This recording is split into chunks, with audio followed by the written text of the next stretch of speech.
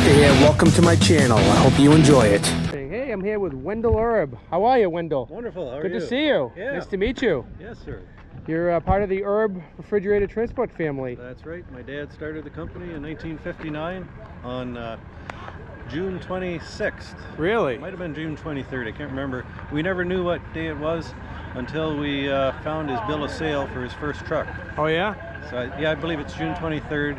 And so now that's our birthday, so we're 65 years old this year. That's amazing. How did your dad get started in the trucking company? Dad bought a dump truck because back then with the operating authority and so on and so forth, you could get into dump trucking real easy. Yeah. And that was 59. He'd always was scouring different opportunities of operating authority to buy and things like that.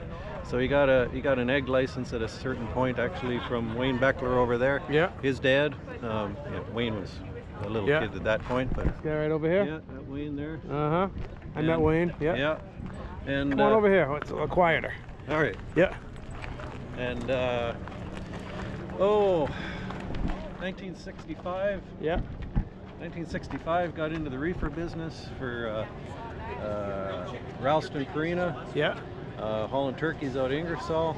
All right. And at the same time, he'd keep getting little bits and pieces of licenses.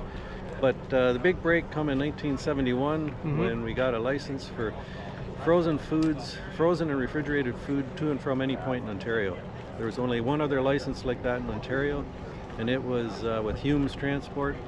Okay. They were Teamsters based out of Toronto. Well, we were a bunch of Mennonite farm boys out of Waterloo County. Logbooks were sort of optional. Yeah. So that the floodgates opened with opportunity Ah. at that point. They weren't optional for the Teamsters. Well, no, they weren't. There was a period in Ontario where you didn't have to run a logbook. Okay.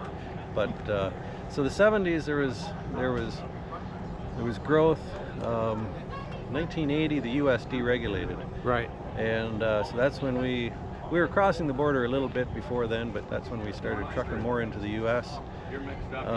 Then Ontario deregulated in around 1988. And so that piece of paper we paid $50,000 for in 1971 was now worthless. Oh my God. And at the same time, between the economy and things that were going on, it was a difficult time for truckers in 88, 89, 90. Yeah. Same thing what a lot of American truckers went through in 1980 when U.S. deregulated. So, but we made it through the early 90s and started expanding our terminal network and I think I started running our U.S. division. Well, I trucked from 1980. I did my first trip down to Pennsylvania when I was 20 years old, but a month later I turned 21, then it was legal. Yeah. But So you're like an outlaw trucker when you were 20. Yeah, exactly. Well, Dad was hauling a load in front of me, so the two of us were going together, but did that I think about 85, and then I come into the office and we had about 6 trucks running the U.S. and then John, who I think was with you in the last night. Yeah. John was one of my dispatchers, and I remember he said to me in it was about 1992, 93. He's like, Wendell, we got to get up to 100 trucks. Okay. And you know what? I thought he was crazy, but by the mid 90s we were at 100, and by 2000 we were at 200. And, oh my God! It was just growth, and the U.S. operation was going great. Then the 2008, when the trucking recession come there, I never laid off one driver. Yeah. But I did lose 35 of them who quit for greener pastures, kind of one at a time. And shortly after that is a lot of our lanes changed a certain amount. We had never gone to the Maritimes before, and what is the Maritimes? Like Nova Scotia, Prince Edward Island, New Brunswick, that type of thing. I used to give that freight to another carrier, and I was like, well, gee, I don't have work for my own guys. So we started sending probably about 3 a week out there, and it was our own freight to begin with. So Right. and so we still do that today, but on the bigger side, we started running Western Canada, and it's become now probably our highest mileage lane. Okay. Is to Western Canada. It's got its ups and downs, but you know, we got this rail strike going on here in Canada. Yeah. And you know, I was told that we usually send about 25 loads a week out west a week, and this weekend alone we're sending 37. Oh wow. So so it's grown to be a big lane. Yeah, that's good for you guys. A lot of some of them are out and back, Yeah. but we have some triangulation where they go to you know, get to Calgary and get a load down into Sure. the U.S. and come back. So do they home go again. all the way to the other side of the country? Yeah, Yeah. all the way Vancouver, Calgary, Edmonton. Okay. At the same time, we're still running all over the U.S.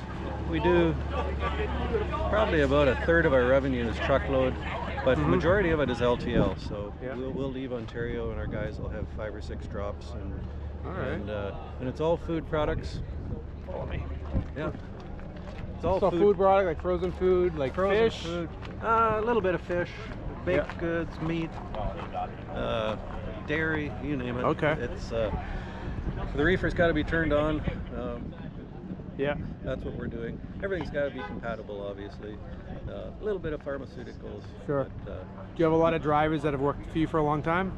we have a tremendous amount of drivers. I was just talking to Kevin over here, who's he's my Baden shop manager. And Yeah. He said next year is 40 years for him. Wow. And he started at the same time. This is a glider kit, Yeah. and it's 40 years old too.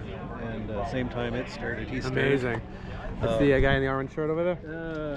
No. Oh, the red. Earl's Ottawa. He was probably 35. He Okay. But Kevin is the guy to his right. Yeah. Okay. Kevin's had one job in his life.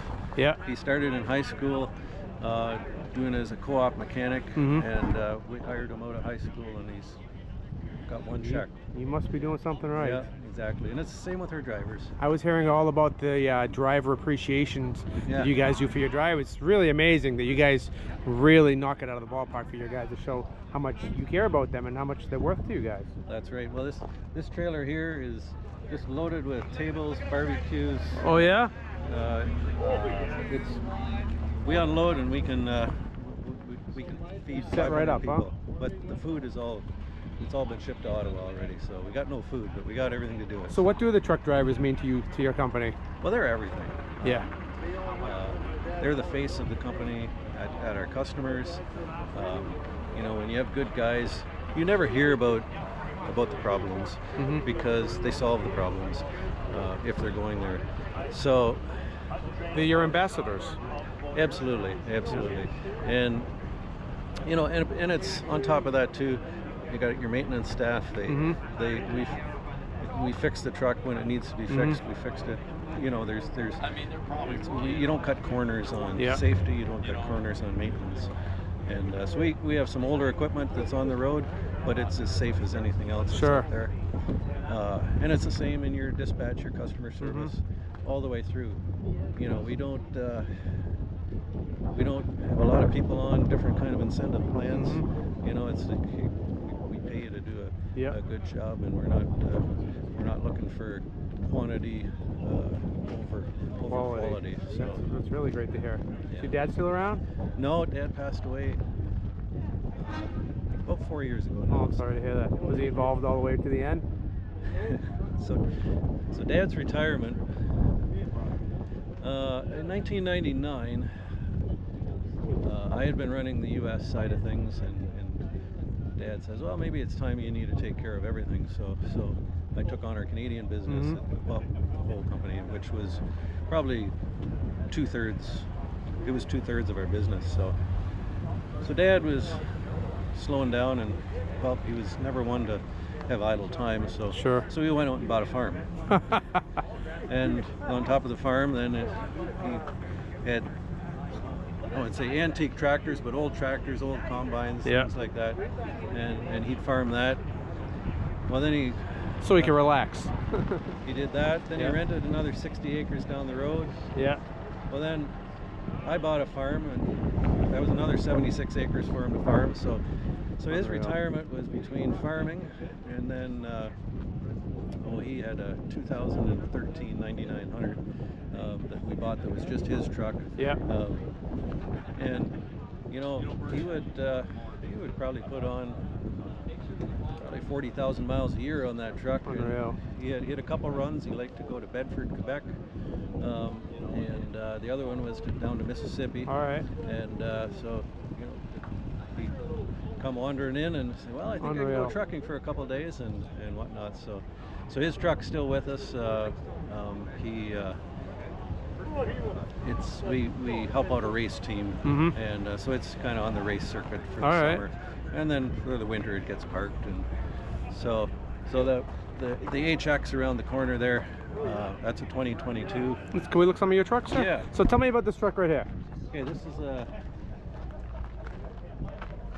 plaque says it's 1982, but it's not. It's 1981. They never made these in 82. Okay. This one here is the last TranStar that we ever had. Wow. And it was a glider kit. Yeah. And we put it together with a bunch of spare parts. It was the first truck that Erb ever went to California with. And Okay. I think it was around 1986, and it was a load of vegetables of some sort. Yeah. That went out there. Harry Rudy was the driver. Okay. And sadly he passed away quite a while ago in an accident, not a truck accident, but a motorcycle accident. But so when I bought these trailers at the Ritchie Brothers auction last year, it's a nice spread axle. I mean, that's pretty. That looks nice hooked up to this truck. It does, yeah. Yeah. So we brought this. It didn't have a spread when I brought it, but that's a whole nother story. But we don't have time for it. All right. So we brought them home from Pennsylvania. My brother brought this one home. I brought the other one home. And it's like, we need to have a proper tractor to pull these trailers.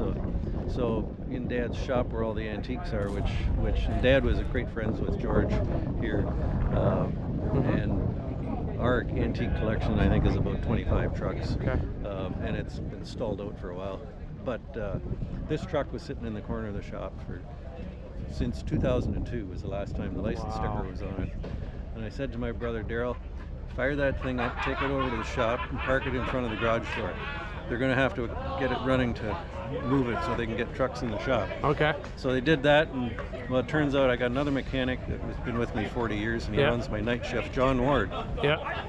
When this truck come in the shop, they kind of dropped everything, and it was like everybody wanted to work on the old truck, and John was motivated too. So. Oh, that's great. So it was about, it was last fall when we started on it, and you know, all these stories, when you watch the car shows on TV, they always have these fake deadlines, so I always thought they were fake deadlines. You found out, huh? It's actually true. I told the guys, we're going to have this thing ready for the Clifford Truck Show. Okay. And it was 9 o'clock on Thursday night. I'm in the shop getting the headlight that wasn't working fixed. Yeah. Tomorrow to make it up to Clifford for the next morning. So, but yeah, so it's been a great team effort. Everybody just loves working on the unreal. And it's just a beautiful truck. Yeah. And when you see it, you know the history of the truck. You can picture it when it was working in its heyday every day. Absolutely. And you probably remember most of the drivers that drove this truck. Oh yeah. Absolutely. Yeah. Look at this young bunch of guys over here. I bet these guys got a few miles under their belts. Yeah. John there, he was one of my dispatchers. This guy right here? Yeah, John on the left. He's got the little 9100 over there with the green buggy. Yeah. He just got that one out of the shop 2 weeks ago, and it's all done. Wow. So. And Bernie, he drives this truck. Who's Bernie? Which of the green? Bernie with the green. All right. So what about this truck here? Well, this one here is Jeff O'Neill's truck. Okay. He's an owner-operator with me. This one I'll run during the summer with Bernie, and then Bernie goes to Florida and the truck goes in the garage. Okay. Jeff's been with us for probably 10, 12 years. Unreal. Great guy, a little short fella. Yeah. But this is 1983. It's a Caterpillar. He bought it restored the way it is here. Yeah.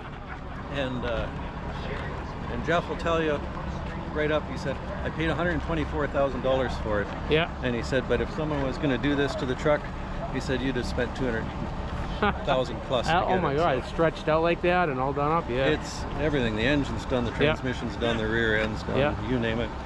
Last week it was in Thunder Bay twice with Bernie, and he's leaving Sunday for Thunder Bay again. So. Unreal. Can I ask you, is this a Canadian thing, or is it just for looks? No, that was on all the. But what is the purpose of those? Oh, is there a purpose? Just take the air around. Yeah. Okay. Yeah. And then this is one of your newer trucks over here? This is mine. This is yours? There's only one other guy who drove it, and that was Harold Gearlinks. Yeah. So I've had it for 2 years, and I came in May of 2022, and I'm only at 96,000 kilometers. Okay. And Harold did about 40 of them, so I'm kind of a part-time trucker. It's a beautiful I'm truck. trying to run the company. I mean, you're too. running the company too. I mean, it hats off to you that you still enjoy driving, that you get out there and do it. I do, yeah. So what year is this truck? 2022. Wow. It when we ordered it, it had a 500. We ordered it with 500 Cummins, and then I was talking to my buddy Brent Kurtz, and his son Robert had ordered a W900 Kenworth with a 565. Okay. So I called up Jim. I said, we need to get a 565 in here. It's a good engine. That's what I have in mind. Is that right? Oh yeah. Awesome. Yeah, 18-speed automatic. How do you like the automatics? This one is tremendous. Yeah. It's got a bull low in there that you can back up at half a mile an hour. Yeah. And you know, I'm not the goodest backer or the best backer. Sure. So when you're at a Walmart distribution center and there's 40 people watching you back in, when you can do it at half a mile an hour, it works out well. It makes you look good. Exactly. How do your drivers feel about the automatics and the changes with the industry and ELDs, and do you find some drivers just stick to their guns and they only want to drive a manual, or do they come around eventually? I'll tell you, on the automatics, at the beginning, it's like, I'll never drive an automatic, I'm going to quit. And it's like, well, just try it for a week. And a week later, it's like, yeah, I'll never drive a manual transmission. So over the years, we've, you know, if we're buying 50 trucks or something, I'd say, bring in 5 manuals. We're at the point now in the company that there's guys that can't even drive a manual transmission. Really? Yeah, it's... that's pretty sad. Yeah, so we're 100% automatic now. I think I got a few old day cabs that are still manual transmission, but and as far as the ELD, you know, there's really no issue with that. You know, you look over the years, and I was just talking to some of the guys here last night and today, is, you know, when you had a 35-year-old driver and you had no ELD and you didn't have delivery appointments and the kids got a mortgage and everything else, you know, we had guys putting on 140,000 miles a year. You know, now if we get 110,000 out of a truck, we're pretty happy. Through the whole thing. So, and we're just in the process of switching to the new Isaac ELD, and we'd been with OmniTrack since like 1996. It's been a bit of a learning curve, but everybody, once they're on it for a week or two, they say, this is fantastic. Yeah. So you guys still hiring drivers? Yeah, we've been slow like a lot of people for it started about a year ago right now and dropped down. It kind of plateaued at the bottom, probably May. But the last little while, I think we're starting to see picking things up a little bit, and we're hiring a bunch now. And it's what does it take to be a driver for Erb? Well, 1 year verifiable experience. But the number one thing is we do a lot of LTL. We do sort of non-traditional things. We're not. We do a bit of truckload, but and we pay our people really well for all the things that you're expected to do. So, you know, when you got to wash out your trailer, you know, you get paid for that. When you need to fill your reefer fuel, etc., you get paid for that. At your deliveries, you get paid from delivery one. When you cross the border, you go through meat inspection, everything else. You get paid for all that stuff, type of thing. So I admire that, and that shows that you respect your drivers and their time. Exactly. And you guys are out there doing it yourselves. Yeah, absolutely. And, I went trucking a couple of weeks ago, and I was bringing a meat load home from Wisconsin, and my meat paperwork was screwed up, and I spent 23 hours at the border. And, oh wow! And Never did get the load across. Ended up dropping it. Oh my God. But you know what? I talked to the girls, and they're working on trying to get my paperwork, and it's like, aren't you getting excited, Wendell? I said, hey, you're doing the best you can. That's all you can do. It's like you don't need any flack from me. No, you don't need to hoot and holler. It doesn't change a thing. So. Would you say trucking is a job or is it a lifestyle? An over-the-road trucker.